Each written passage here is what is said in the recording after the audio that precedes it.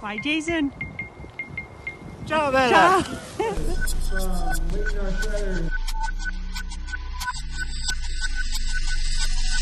So we're out here at the end of the race. It's the last race, and I thought I'd be a good Samaritan and help roll up the tape. And I said, Elisa, do you want to help me? And she said, sure.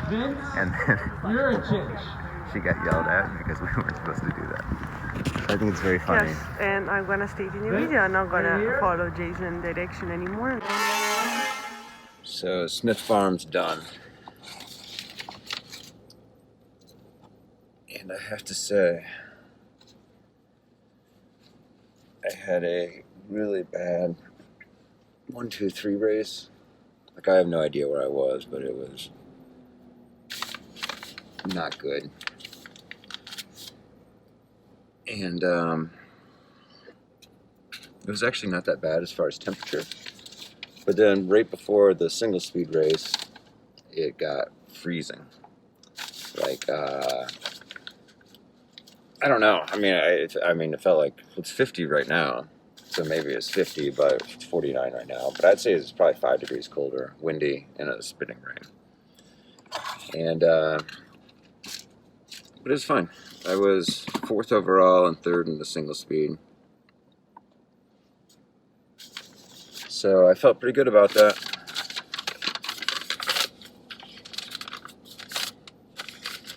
Let me just say there's some real hot dogs in the race today. I think you should get extra points for wearing the hot dog. Well, you know, I don't need any extra points. I just, I feel pretty good about, you know, maintaining the spirit of cross. So that came led me to my question. Did you pick the hot dog as an aerodynamic advantage, given that you and I were first and second in the series going into this race, purely because we've done more races than most people? I mean, hot dog is the most aerodynamic shape, according to one of the gentlemen at the beginning of the race.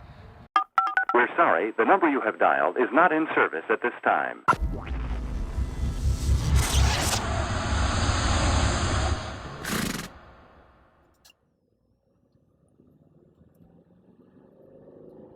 heading to someplace in Indiana. I think it's Charleston, Indiana, but I'm not positive on that. I have to say, I don't remember if I looked up how far away this race was when I signed up, or if I just thought it was someplace else, or I don't know. This one's like 4 hours, 4:15 away. I don't know. Your day off, you're in the car at 7. And, I mean, I say it every week that the amount of fun that I have when I'm doing these races and the feeling that I get when I get doing them and get done, it's been worth it. But I have to say, I am tired on Sundays, especially when I do 2 races in Cap City on a Saturday like I did yesterday. Then, you know, I didn't get home. My wife came to the race yesterday, which was awesome. And then so on the way home, we stopped for dinner. And then I get home, clean the bike, and shower. And then she showers. And then, you know, it's 8 o'clock at night. And then we watch some TV. And then, I don't know. It's the next thing you know, it's midnight. And then thankfully last night it was daylight savings time. So I got an extra hour. But still, it's like 5 hours. And, yeah, it's cold. I think it's like 30 degrees right now.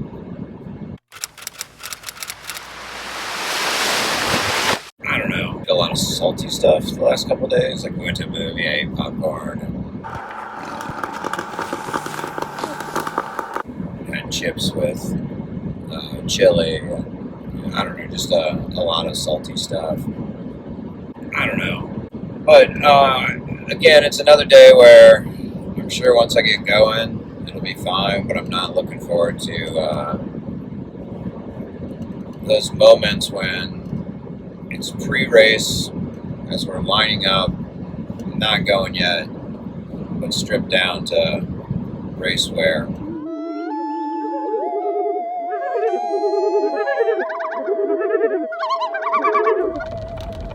Alright, I just finished this race called Sugar Branch, which is just awesome. And I'll tell you why. This is just some lady's property.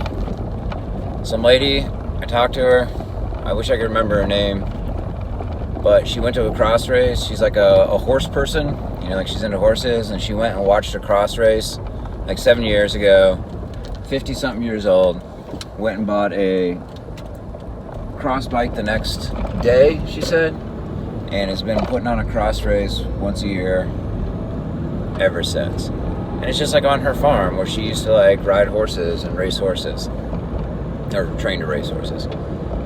And not a real good race for me.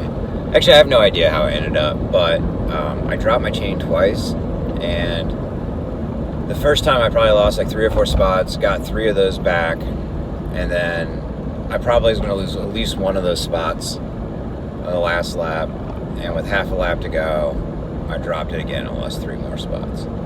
And then some dude out of the middle of nowhere beat, I don't even know where this dude came from, like beat me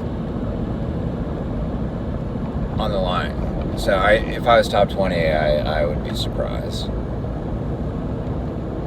But I felt okay. Like I felt, again, it gave me confidence that with the right course, I think I can, I mean, maybe not that lead group, but the second group. Basically on the first half lap, we were already broken into 3 groups, and I was in the 3rd group that ended up shattering, and yeah, so I'm thinking there's probably 7, 8, 15, yeah, so I was probably top 20 overall.